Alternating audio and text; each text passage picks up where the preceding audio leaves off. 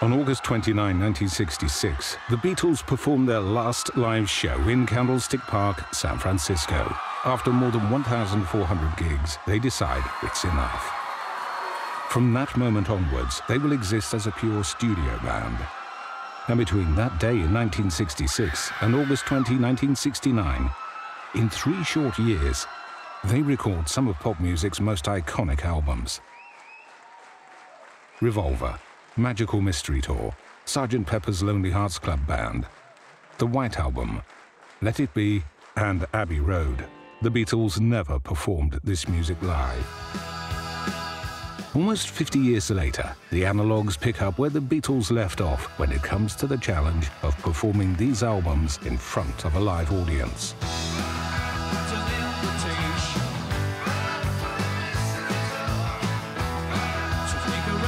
The idea is simple. The Analogues perform complete Beatles albums from start to finish, and they do so with an absolute commitment to authenticity in every way. It was very good, perfect. It was just close your eyes and it's just like listen to the album. The Analogues are anything but a typical tribute band. Absolutely no wigs and suits. They consider the music of the Beatles as classical music and approach their live shows accordingly, with a total commitment to the finest detail. In fact, sometimes, I just tear up when most of the tracks were played, because I went right back again, and there's all those memories, and it's just sounding like the real record. It was just fantastic. That's why I said I've witnessed something I never really thought I'd be able to witness. These are the effects. No one will hear.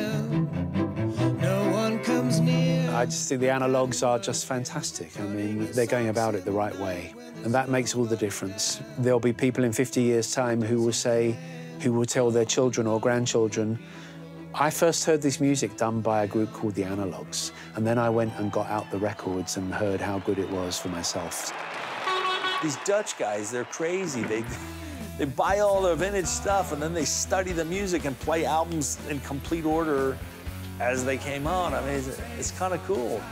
And obviously they're listening to those records almost under a microscope. And the only way you're going to do that is to go back to the original equipment. That's all you can do. Using original vintage instruments and amplifiers, and supported by an extensive orchestra with brass, strings, and guest musicians. If the Beatles used a harp, there is a harp. Sitar? Sure. Same for the clavioline, the mellotron, the Vox Continental, the Lowry Heritage Deluxe, the Hammond, the Moog, a collection of some 25 vintage guitars, the old amps, and of course, the Ludwig, essentially a traveling museum of Beatles gear. I cried all the time. If I close my eyes, I make a trip in a live performance. I live great emotions, great emotions.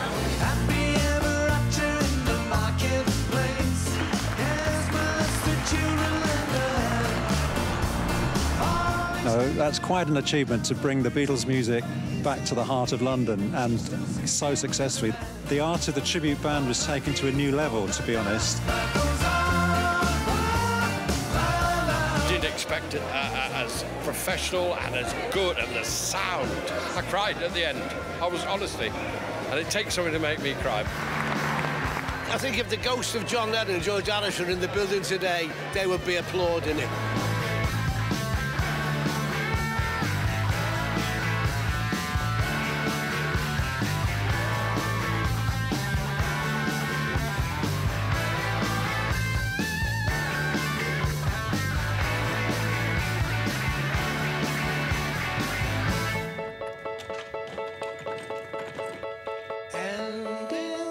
Here's a band, the Analogues, is just presenting the essence and the heart of what the Beatles were, and they're giving it to you.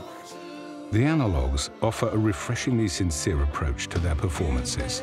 They truly transport the audience back to the studio years of the Beatles, capturing the spirit of the original recordings. Visit theanalogues.com for upcoming shows.